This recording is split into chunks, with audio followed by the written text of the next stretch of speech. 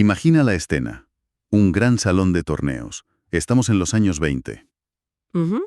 El aire cargado, himo de cigarros, murmullos, alguna tos. Y sobre todo, el sonido constante, el clic-clac de los relojes de ajedrez. Marcando la tensión, ¿no? Como un metrónomo. Exacto. Y en medio de todo ese ruido, hay un jugador que compite en una burbuja de silencio absoluto. Para él, nada de eso existe. Fascinante. Hoy vamos a sumergirnos en la vida de Boris Berlinski.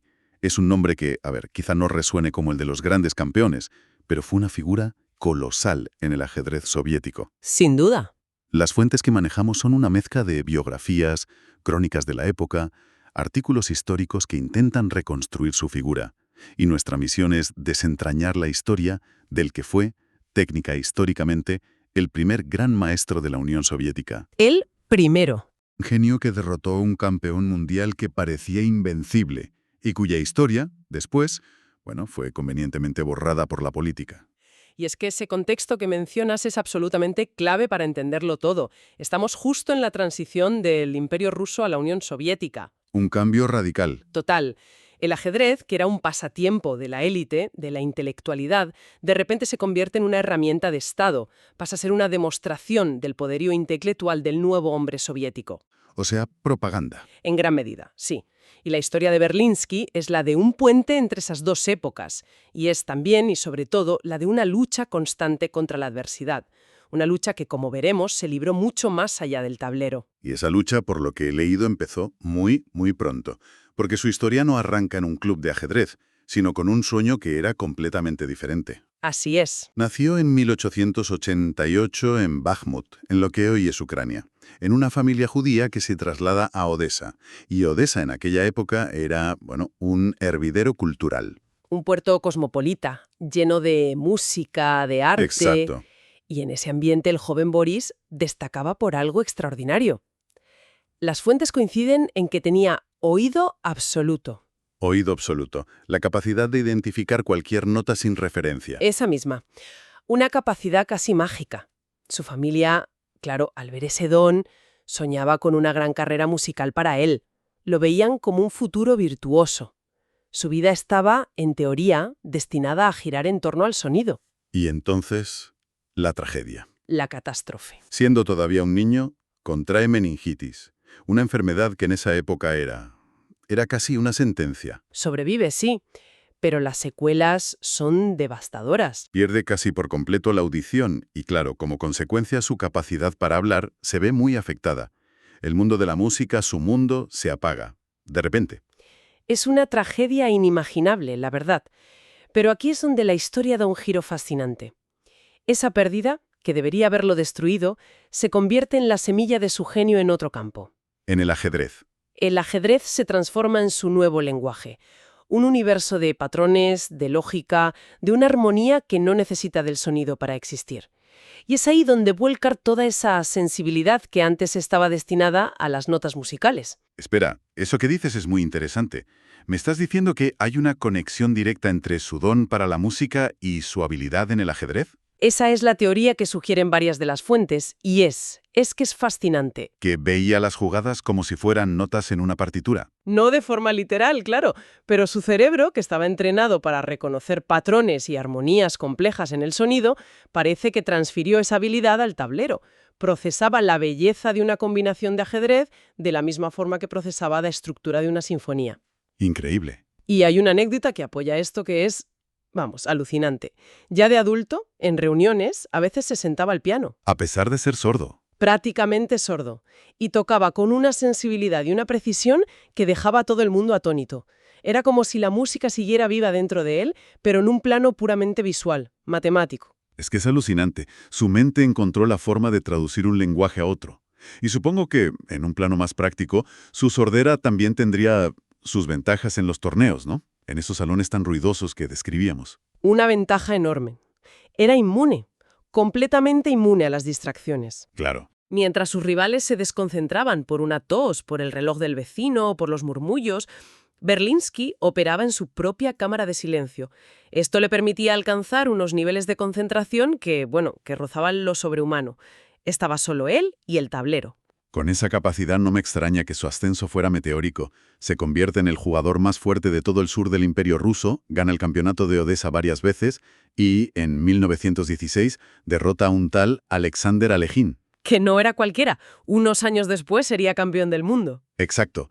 Pero el momento que de verdad lo pone en el mapa internacional es el torneo de Moscú de 1925.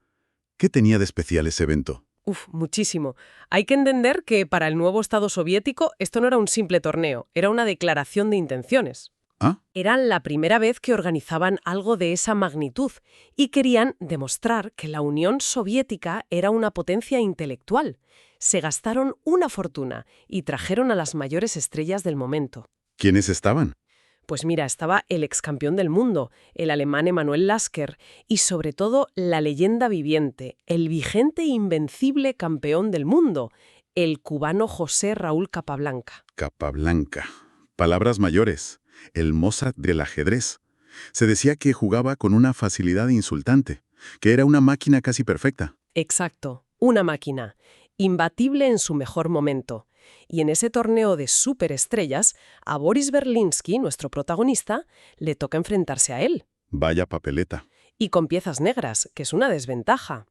Nadie, absolutamente nadie, esperaba que pudiera hacer otra cosa que conseguir unas tablas, y con suerte. Y contra todo pronóstico, le gana. Al invencible Capablanca. ¿Pero cómo fue posible? No solo le gana, es que lo hace en una partida memorable. Las crónicas de la época son espectaculares. ¿Qué decían? La describen como una deslumbrante exhibición táctica, como un combate cuerpo a cuerpo. Berlinsky no se conformó con defenderse. Desde el principio complicó la posición de una manera increíble. Le buscó las cosquillas. Totalmente. Se ha dicho que Capablanca quizás estaba algo cansado, que había jugado una exhibición el día anterior, pero eso no le resta ni un ápice de mérito a Berlinsky. ¿Y qué fue lo que hizo, en términos de estilo? ¿Cómo se derrota una máquina? Creando un caos que la máquina no puede calcular. Ah, claro. El estilo de Capablanca era posicional, lógico, casi perfecto. Te iba apretando poco a poco hasta que te ahogabas. Berlinsky hizo todo lo contrario. Lo arrastró a una jungla de complicaciones tácticas. Ajedrez salvaje. Un ajedrez salvaje e intuitivo donde la técnica pura del cubano no era suficiente. Fue una victoria de la audacia. Y para que quede claro que no fue una casualidad, en ese mismo torneo, Berlinsky también derrotó a otros dos gigantes, Akiva Rubinstein y Rudolf Spielmann. O sea que se convirtió en el matagigantes oficial del torneo. De la noche a la mañana, sí. Increíble. Después de una hazaña así, su carrera debió despegar definitivamente. Me imagino que llegaría a su punto más alto, ¿no? Totalmente. El cénit de su carrera llega 4 años después, en 1929. Se celebra el Campeonato de la Unión Soviética. Y se celebra nada menos que en su ciudad, en Odesa. Jugando en casa. Jugando en casa. Y pareció encontrar una fuerza extra. Dominó el torneo de principio a fin y se proclamó campeón de la URSS, el título más prestigioso que un jugador soviético podía ganar. Y es a raíz de esa victoria cuando ocurre algo histórico. Algo relacionado con un título que hoy nos parece de lo más común. Exacto. A raíz de su victoria, la Federación Soviética de Ajedrez decide crear y otorgarle un nuevo título honorífico, Gran Maestro de la Unión Soviética. Un momento. Fue el primero en recibirlo. El primero. Y este es un dato fundamental. Boris Berlinsky fue la primera persona en la historia en recibir formalmente el título de Gran Maestro por parte de un organismo oficial de ajedrez. Hoy estamos acostumbrados a los títulos de la FIDE, pero en aquel momento eso no existía. Este era el máximo reconocimiento. O sea, no era un apodo que le ponían los periodistas, era un título oficial. Un título oficial. Y su nivel de juego justificaba esa distinción. Estaba realmente entre los mejores del mundo. Sin ninguna duda, no es una exageración. Hay un sistema que se llama Chessmetrics, que es como una máquina del tiempo estadística que calcula la fuerza de los jugadores a lo largo de la historia. Pues bien, los cálculos retrospectivos de Chessmetrics sitúan a Berlinsky en el puesto número 16 del mundo en mayo de 1926. Su fuerza era incuestionablemente la de un gran maestro de élite mundial. Entonces, recapitulemos. Es campeón de la URSS, el primer gran maestro oficial de la historia, ha vencido a Capablanca, su futuro parece brillante. Pero aquí es donde la historia da un giro completamente inesperado y muy injusto. Es un giro dramático, sí. Apenas 2 años después de concederle el título, en 1931, las mismas autoridades soviéticas que lo habían encumbrado deciden abolir el título de Gran Maestro. ¿Cómo? ¿Lo eliminan? Lo eliminan por completo. ¿Pero por qué? ¿Cuál fue la justificación para hacer algo así? La justificación oficial fue ideológica. Argumentaron que el título de Gran Maestro fomentaba el elitismo burgués y el individualismo. ¿Elitismo burgués en el ajedrez? Tal cual. Que iba en contra del espíritu colectivo del deporte proletario. Pero claro, si miras el panorama general, la razón de fondo era puramente política. ¿En qué sentido? No lo entiendo. Pues que Berlinski, el héroe de 1929, ya no encajaba en el molde del nuevo héroe soviético que el Estado quería proyectar en los años 30. A ver. Pensemos en su perfil. Tenía más de 40 años, era judío, tenía una discapacidad física muy visible y, lo más importante, pertenecía a la generación prerrevolucionaria. La burocracia soviética buscaba un rostro nuevo, joven, fuerte, que representara el futuro. Y encontraron ese rostro, supongo. Lo encontraron. Y cuando el título de Gran Maestro se reinstaura en 1935, no se lo devuelven a Berlinski. Se lo otorgan a un joven y brillante ingeniero llamado Mikhail Botvinnik. Botvinnik, el patriarca. Exacto. Botvinnik era el arquetipo perfecto, joven, comunista convencido, disciplinado. Y a partir de ahí, la propaganda oficial presenta a Botvinnik como el primer gran maestro soviético. A Berlinski simplemente lo borraron de la historia oficial. Nunca recuperó su estatus. ¡Qué brutalidad! Pasar de ser el primer gran maestro a no existir en los libros. A pesar de ese golpe, su legado en el tablero sí que perduró. He leído que hizo contribuciones muy importantes a la teoría de aperturas, ¿no es así? Importantísimas. Y aquí se ve de nuevo su genio adelantado a su tiempo. Por ejemplo, en una apertura muy conocida, la defensa francesa, dentro de la variante Winauer, fue el primero en jugar con éxito una maniobra muy agresiva, 7DG4. Para quienes seguimos el ajedrez, esa jugada nos suena. ¿Pero puedes explicar por qué es tan relevante? ¿Qué tiene de especial ese movimiento de dama? Claro, para que se entienda, esa jugada es una pura declaración de intenciones. La dama sale muy pronto al ataque, apuntando un punto débil del rey negro. En una época en que el juego era más lento, más posicional, esto era una idea radical. Ajedrez de alto riesgo. Exacto. Y el hecho de que décadas más tarde leyendas como Bobby Fischer o Garry Kasparov hicieran de esta jugada una de sus armas principales, demuestra lo increíblemente avanzado que estaba Berlinski. Vio ideas que otros tardarían 40 o 50 años en comprender. O sea, que incluso en el silencio de su carrera tardía, ¿sus ideas seguían gritando en los tableros de las generaciones futuras? Exactamente. Y hay una última anécdota que demuestra que su genio seguía intacto. En 1945, con 57 años, ya muy lejos de su mejor forma, se enfrentó a un jovencísimo David Bronstein. Bronstein, que casi fue campeón del mundo. Casi. Empató el match por el título contra Botvinnik. Era un talento generacional. Y Berlinski le ganó. El propio Bronstein siempre habló de él con una mezcla de reverencia por su talento y una profunda tristeza por el trato tan injusto que había recibido. Entonces, si tuviéramos que resumir su impacto, ¿qué sería lo más importante? ¿Qué es lo que nos queda de Boris Berlinski? Que su estilo de juego anticipó el ajedrez moderno. Ese ajedrez dinámico, de sacrificios intuitivos, de presión constante, el que luego popularizarían jugadores como Mikhail Tal. Él ya jugaba así, sin los honores que merecía. Muy discreto. Continuó activo en los círculos de ajedrez de Moscú, pero su salud era cada vez más frágil. Falleció en 1950. Y ese mismo año, como una especie de justicia poética tardía, la FIDE, la Federación Internacional, estaba creando su sistema oficial de títulos. Y en su primera lista le otorgaron el título de maestro internacional de forma póstuma. Un reconocimiento final. Un reconocimiento final, aunque quizás insuficiente, a su verdadera estatura histórica. Así que la historia de Berlinski no es realmente una de fracaso, sino de una resiliencia asombrosa. Es la historia de un hombre que no fue definido por el sonido que no podía oír, sino por la increíble armonía que era capaz de crear en el tablero. Totalmente. Hay una cita del propio Alekhine, después de una partida contra él, que me parece que lo resume todo.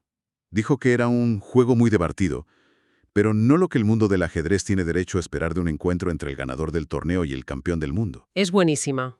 Esa frase capta perfectamente el asombro, la confusión, la controversia que generaba su genio. No sabían cómo catalogarlo. Y esto nos deja con una reflexión final. La historia de Boris Berlínski es un poderoso recordatorio de que los relatos oficiales a menudo se simplifican, se editan o se reescriben por pura conveniencia política. Sí. Nos obliga a preguntarnos cuántos otros genios, no solo en el ajedrez, sino en cualquier campo, han sido marginados o borrados de la historia porque no encajaban en el molde.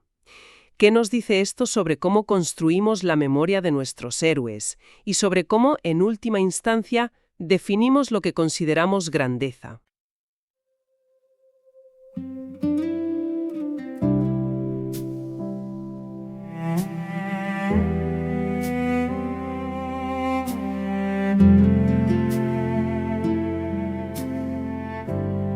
En un cuarto quieto de Oaxaca, la fiebre apagó la voz del mundo. Se cerraron puertas al sonido, pero se abrió un reino profundo. No oyó la madera al chocar, ni el murmullo del salón, pero aprendió a escuchar la geometría del corazón. Para él el tablero no gritaba, Era tensión en suspensión. el silencio no era vacío, Era pura concentración, y en el silencio nació su poder. mirada fija, Pulso sereno. No necesito ir para ver lo que otros no escuchaban en el juego. si el mundo callaba, Mejor para él. allí encontraba Dirección. Boris movía piezas sin voz, pero hablaba en cada combinación.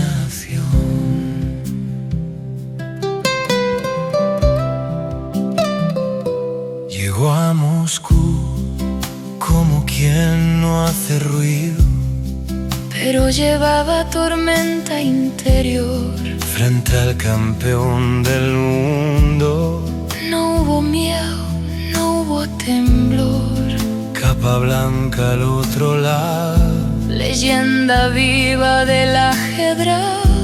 pero el maestro del silencio no aprendió nunca a retroceder. Una combinación limpia, un sacrificio sin estruendo. Cayó el rey del mundo en el tablero y el salón quedó suspendido en el tiempo. Y en el silencio nació su poder. Mirada fija, Pulso sereno. No necesito ir para ver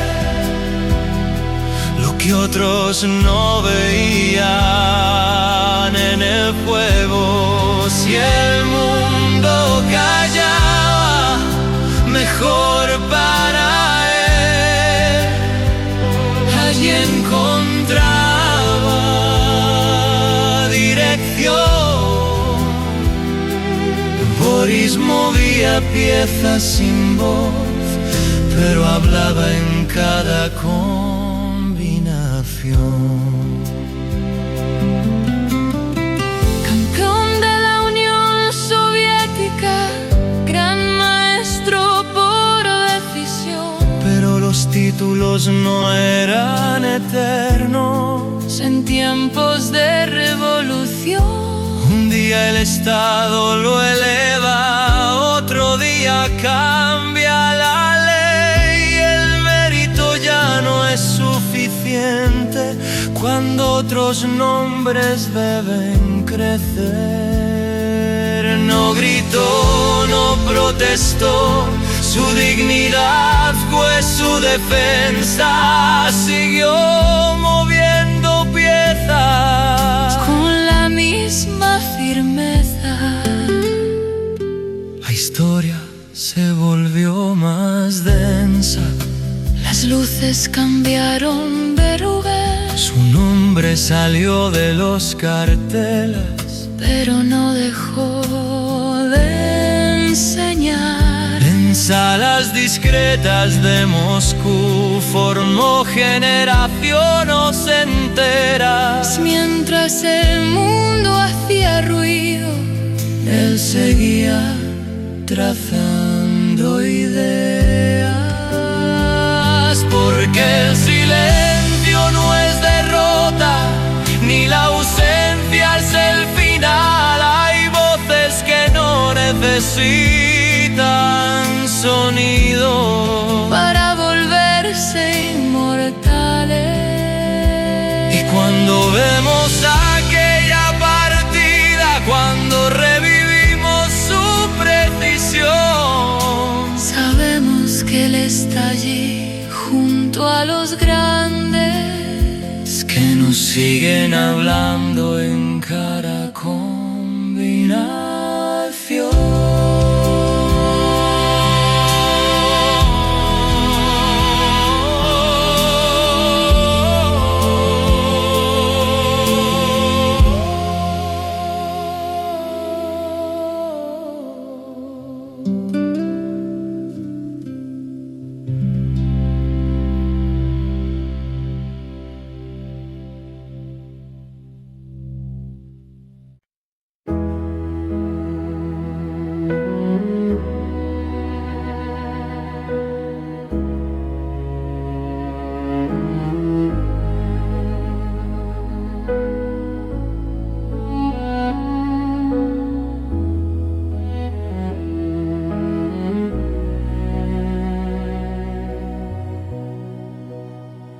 In a quiet room in Odessa,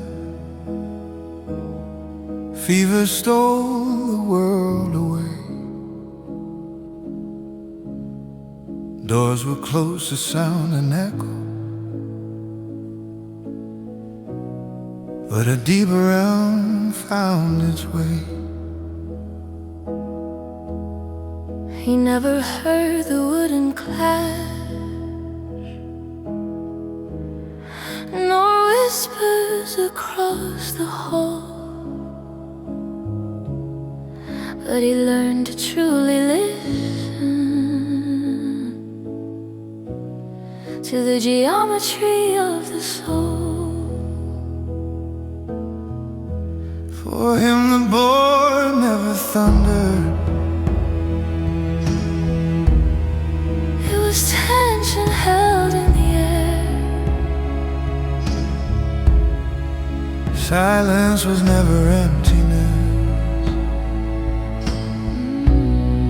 It was focus pure and rare. And in silence his power was born. Steady gaze, a tranquil hand. He did not need to hear to see what others could not understand.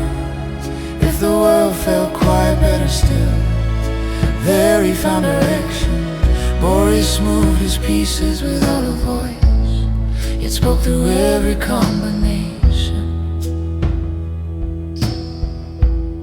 He came to Moscow without noise, carried a storm in inside. For the world champion, no fear, no tremor to hide. Capablanca on the other side, a living legend of the game. But the master forged in silence never learned retreat or shame. A flawless combination, a sacrifice without display. The king of the world fell on the board, and time itself gave way. And in silence his power was born. Steady gaze, a tranquil hand. He did not need to hear to see what others could not see in the game. If the world felt quiet, better still, there he found direction. Boris moved his pieces without a voice. He spoke through every combination. Champion of the Soviet Union, Grandmaster by decree. But titles were not eternal in times of revolution and decree. One day the state would raise his name, the next redefine the law. Merit was no longer enough when other names must draw. He did not shout, he did not plead. His dignity stood firm. He kept on moving pieces with the same unwavering form. History grew heavier. The lights began to shift. His name left the headlines, but he continued his quiet gift.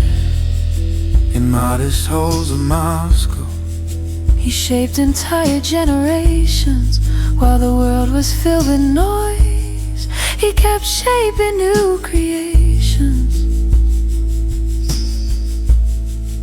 for silence and not defeat, nor absence the end of a name.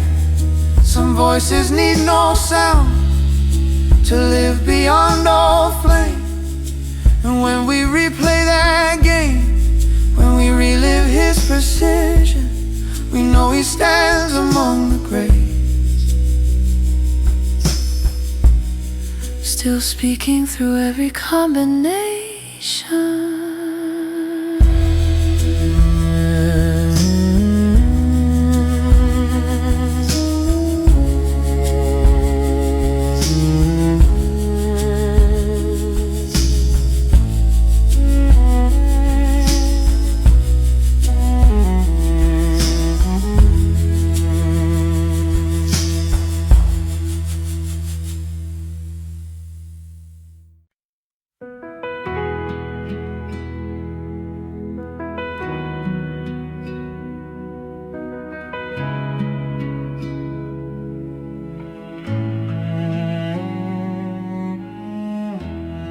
in una stanza quieta di Odessa.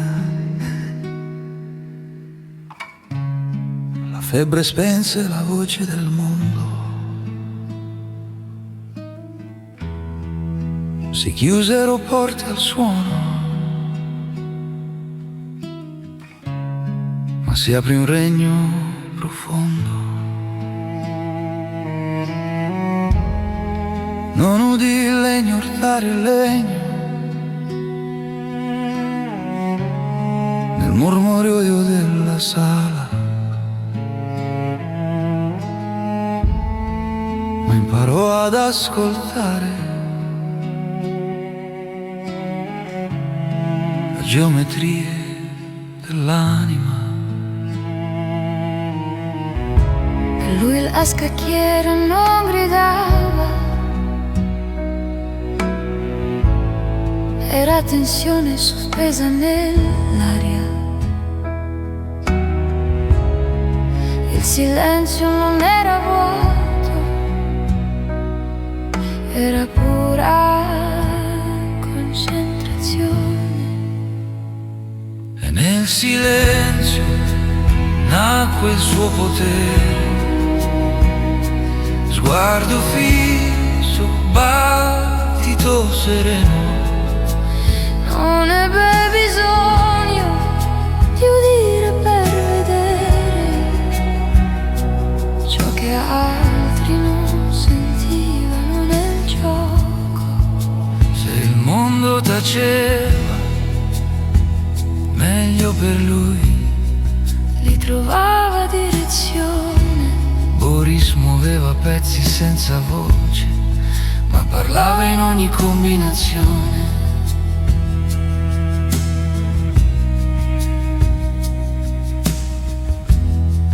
Arrivo a Mosca come chi non fa rumore, ma portava tempesta dentro al cuore. Davanti al campione del mondo non ci fu paura, non ci fu tremore. Capablanca dall'altro lato, leggenda viva degli scacchi, ma il maestro del silenzio non imparò mai a ritirarsi. Una combinazione limpida, un sacrificio senza fragore. Cade il re del mondo sulla scacchiera e la sala rimase sospesa nel tempo. E nel silenzio Nacque il suo potere, sguardo fisso, battito sereno. Non ebbe bisogno di udire per vedere ciò che altri non vedevano nel gioco. se il mondo taceva, meglio per lui. Li trovava direzione. Boris muoveva pezzi senza voce, ma parlava in ogni combinazione.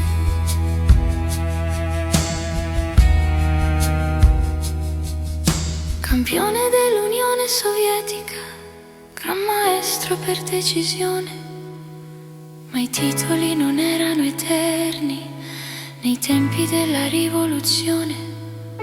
Un giorno lo Stato lo innalza, un altro cambia la legge. Il merito non basta più quando altri nomi devono emergere. Non gridò, non protestò, la dignità fu la sua difesa. Continuò a muovere pezzi con la stessa fermezza accesa.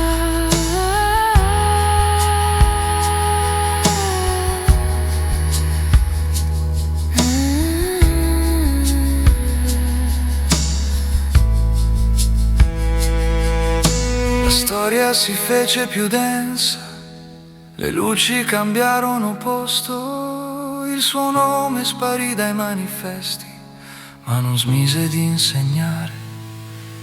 Nelle sale discrete di Mosca formò intere generazioni. Mentre il mondo faceva rumore, lui continuava a tracciare visioni, perché il silenzio Non è sconfitta, nell'assenza è la fine. ci sono voci che non hanno suono e diventano immortali. E quando rivediamo quella partita, quando riviviamo la sua precisione, sappiamo che lì accanto ai grandi a parlarci in ogni combinazione.